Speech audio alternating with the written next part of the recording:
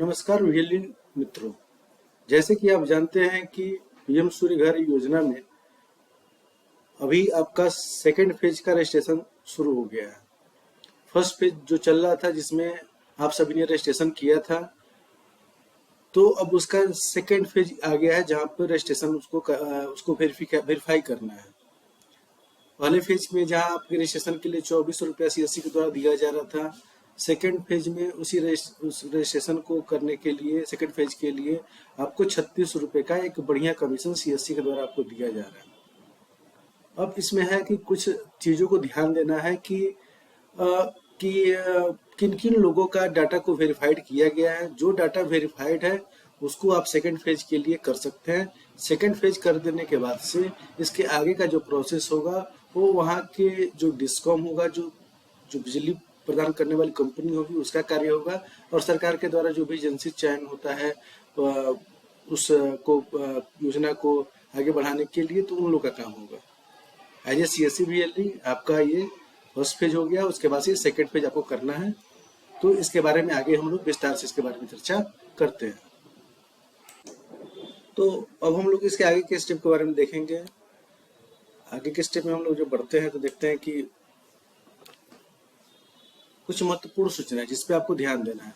जैसे कि पीएम सूर्य घर का दूसरा चरण अब लाइव है, आपको मालूम ही है। वीएलई के पास अब पीएम सूर्य घर में रजिस्टर्ड कस्टमर का सत्यापित डेटा प्राप्त है। उपभोक्ताओं को अब राष्ट्रीय पोर्टल पर आवेदन का ऑप्शन उपलब्ध है, जिसके लिए वीएलई को उपभोक्ता से संपर्क करना होगा।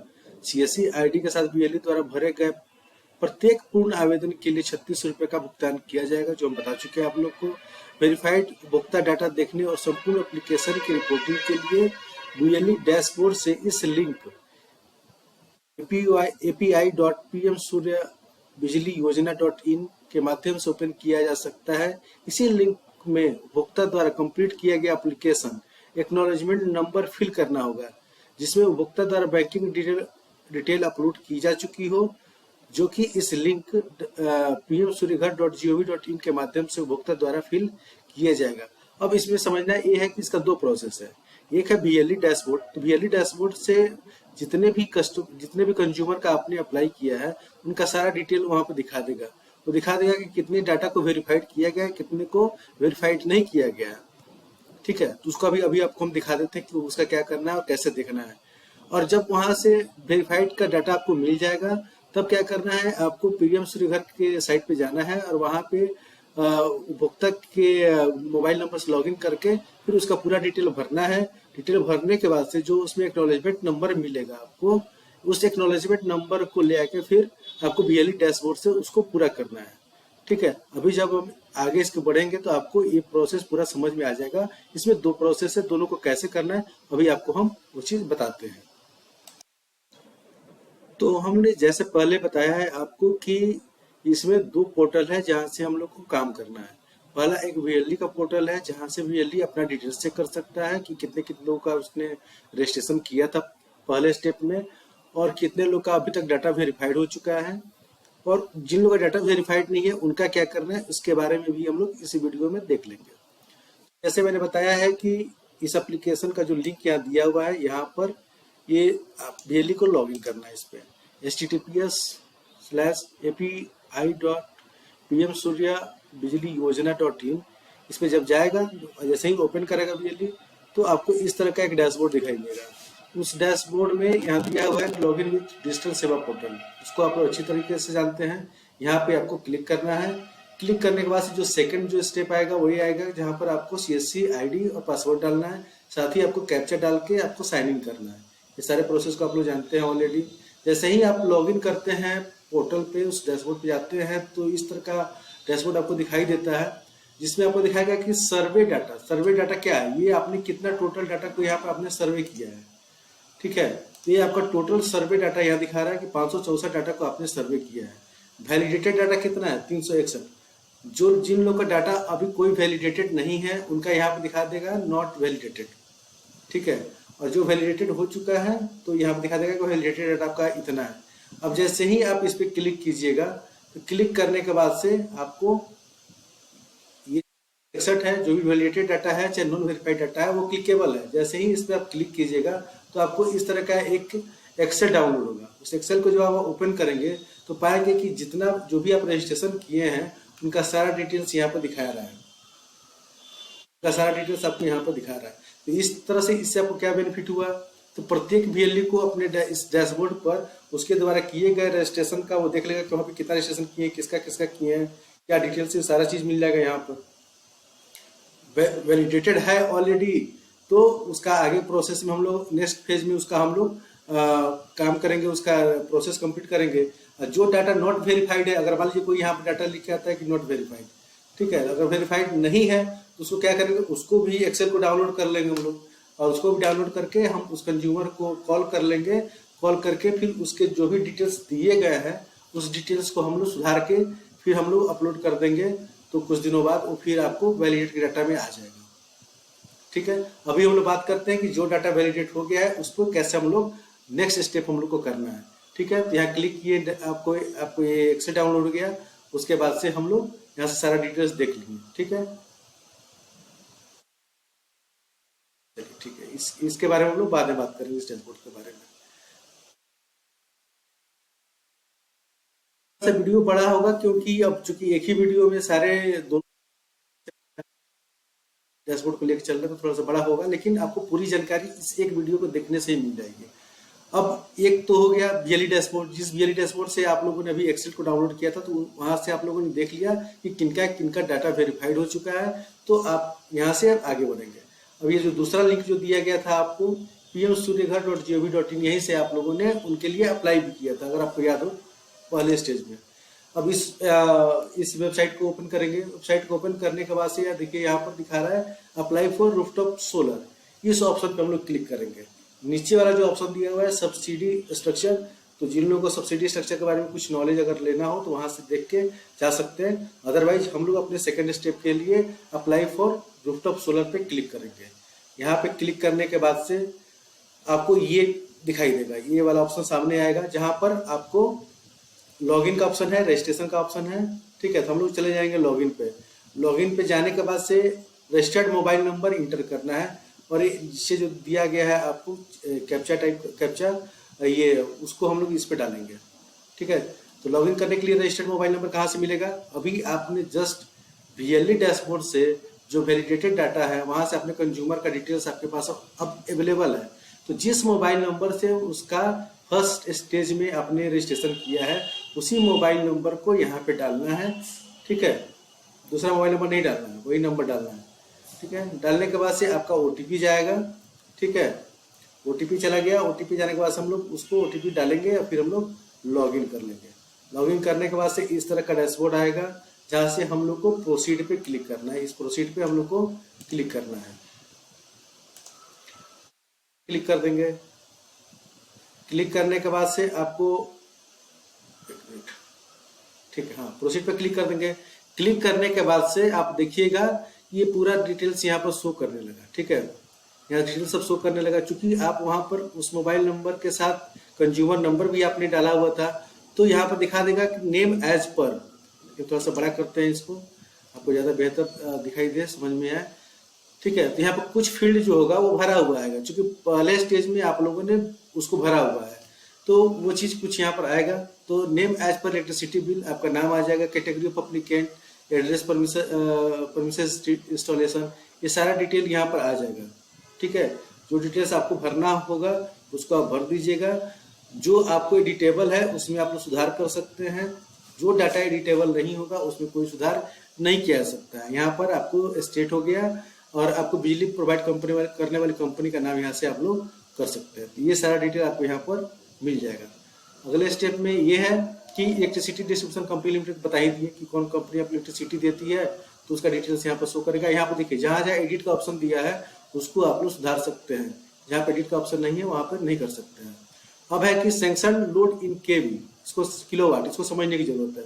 जैसे कि हर एक कंज्यूमर जो आपको बिजली का जो अप्लाई करता है, आप लोग अपने घर में अप्लाई करते हैं, दुकान के लिए करते हैं, मतलब पर्सनल यूज के लिए या कमर्शियल यूज के लिए, तो वहां पर जो अप्लाई करने के वक्त ही हम लोग देते हैं कि नहीं भाई हमको 1 किलोवाट का कनेक्शन चाहिए, 2 किलोवाट का कनेक्शन चाहिए।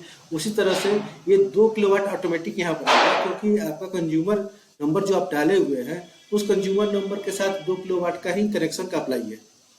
ठीक है, तो आप उतना ही आपका डिटेल्स यहाँ पे शो करेगा।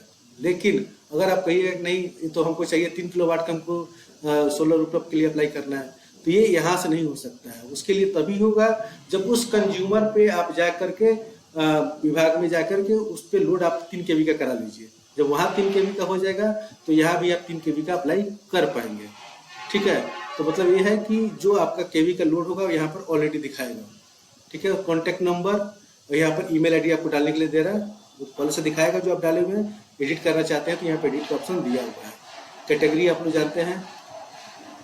ठीक है, उसके बाद दे रहा है click for solar rooftop calculation, propose solar plant capacity. Capacity में आपको वही भरना है जो यहाँ पर है, जो आपका यहाँ पर 2 किलोवाट का आपका जो करेक्शन है उसी को यहाँ पर भी हम लोग भरेंगे। ठीक है, तो ये चीज आपको यहाँ पे भरना है। अगर दे रहा है कि यहाँ पर कोई ऑलरेडी पहले से आपके पास कोई प्लांट लगा हुआ है तो यहाँ पर अगर लगा है तो आपको किलोवाट भरना है, नहीं है तो उसको छोड़ देना है, वैसे ही ब्लैंक छोड़ देना है, वो मैंडेटरी नहीं है आपको। फिर नीचे हम लोग आएंगे तो जीपीएस का लोकेशन डालने के लिए बोल रहा है। ठीक है, नेक्स्ट स्टेप में हम लोग देखिए जीपीएस का लोकेशन क्लिक कर रहा है।